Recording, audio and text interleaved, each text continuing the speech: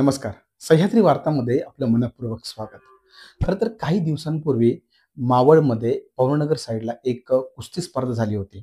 मावळ चषक कुस्ती स्पर्धा 2025 ह्या टायटलखाली त्या ठिकाणी स्पर्धा भरल्या होत्या आणि त्या ठिकाणी खरं तर मावळ तालुक्यातील तळेगाव या ठिकाणची रेणुका, ज्यात माझ्यासोबत आहे, तिचा तिथे प्रथम क्रमांक आला होता. आणि त्या ठिकाणी एक असा एक इन्सिडेंट घडला होता, की खरं तर मी सांगण्यापेक्षा आपण त्यांच्याकडून जाणून घेणार आहोत. खरं तर माझ्यासोबत तिचे वडीलसुद्धा आहेत. नागवडे सर पण आहेत त्या ठिकाणी आणि स्वतः रेणुकाही आपल्यासोबत आहेत. आपण तिच्याकडून जाणून घेणार आहे, की नक्की तो इन्सिडेंट काय होता आणि त्यामुळे नक्की त्यांना त्याचा कसा फायदा झालेला आहे. तुमच्या दोघांचे खूप खूप स्वागत सह्याद्री वार्तामध्ये. आपण हिच्याकडे जाण्याआधी तुम्हाला मी विचारतो, थोडीशी तुमची माहिती घेऊ आपण. काय तुमचं नाव आहे आणि काय तुमचा व्यवसाय काय आहे? कुटुंबामध्ये कोण-कोण असतं? माझं नाव रवी नागवडे आहे. मी मनोहरनगर येथे राहतो आणि माझा इलेक्ट्रिकलचा व्यवसाय आहे. कुटुंबाबद्दल काय? माझी 2 मुलं आहेत. दोन्ही मुलांना मी रेसलिंगमध्ये टाकलेलं आहे आणि गुरुकुल कुस्ती संकुल सोमटणे फाटा येथे आमचं संकुल आहे.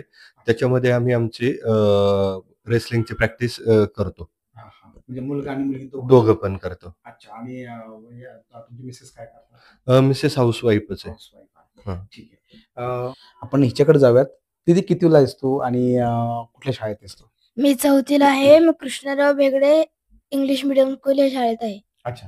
आणि आता ही जी कुस्तीच्या स्पर्धा जी तू करतीयेस, हं. किती वर्षापासून करते आणि काय त्यांचं म्हणजे तुला कुणी सांगितलं की कुस्ती करायला पाहिजे? मी 3 वर्षापासून कुस्तीच्या तालमीत आहे. हं.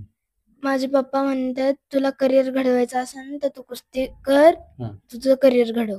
अच्छा. म्हणजे कुस्तीमध्येच तुला करिअर करायचं आणि आतापर्यंत किती कुस्त्या केल्यात तू?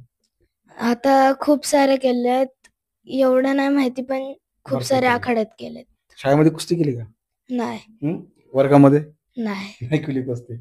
बरं. आता मी खरं तर तुला हे विचारणार आहे, की मावळ चषक कुस्ती स्पर्धा जी 2025 म्हणजे पवननगर या ठिकाणी घडली होती. त्या ठिकाणी तुझा प्रथम क्रमांक आला होता. काय बक्षीस होतं तिथे? तिथं ₹5,000 आधी होते आणि ही ट्रॉफी होती. अच्छा. हे तुला ₹5,000 आणि ट्रॉफी त्या ठिकाणी होती. अच्छा. त्याच्यानंतर आमची कुस्ती संपली होती. आम्ही इथं आलतो. त्याच्यानंतर 2-4 दिवसांनी त्यांचा फोन आला, की हं. तुला इथं तुला सायकल आणि ₹5,000 भेटणार आहे परत. अच्छा, परत भेटणार आहे. हां, म्हणजे तुला कुस्तीची त्यांना तुमची कुस्ती फार आवडली म्हणायची. हां. अच्छा, तसं झालं होतं. हं. बरं. आजकाल आपण जर पाहिलं तर स्पर्धा झाल्याच्या नंतर परत कोणी बक्षीस आणून देत नाही. तिथे मला शब्द दिला होता, की तुमच्या मुलीने कुस्ती खूप छान केलेली आहे. तुम्हाला सायकल आणि हे आणून द्यायचं काम माझं. साधारणतः त्यांनी त्यांच्या बंधूंना सायकल घेऊन आणि बक्षीस घेऊन पाठवलं होतं. हे अशोक भाऊंनी. अशोक भाऊंनी पाठवलं. हो. अच्छा. आणि ते तुला इथं मिळालेलं आहे ते.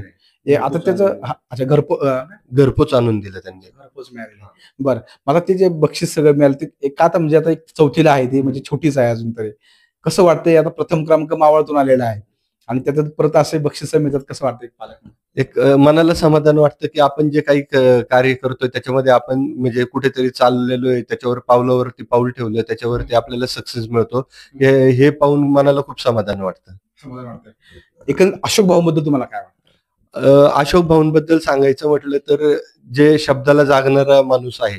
त्यांनी ज्याप्रमाणे बोललं आजकाल लोकं फक्त आश्वासनं देतात. पण त्यांनी आपल्याला जे बक्षीस सांगितलं होतं सायकलबद्दल किंवा जे काही अमाउंट बोलले होते, त्यांनी मला प्रामाणिकपणे म्हणजे ते दिलेलं आहे. त्यामुळं अशोक भाऊंना मी पहिलं बरेच म्हणजे वर्ष झालं ओळखतो. पण जे अनुभव स्वतः आला एक याच्यातनं व्यवहारी अनुभव म्हणतो.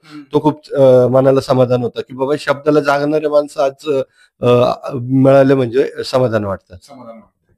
खरं तर हे दोघंही आपल्यासोबत होते.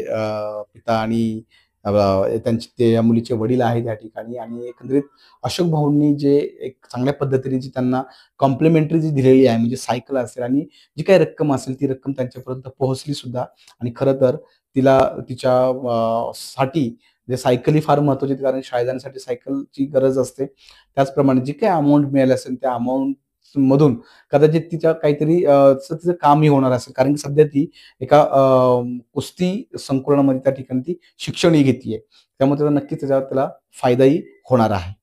सह्याद्री वार्तासाठी चेतन वाघमारे सोबत मी प्रफुल्ल, तळेगाव दाभाडे.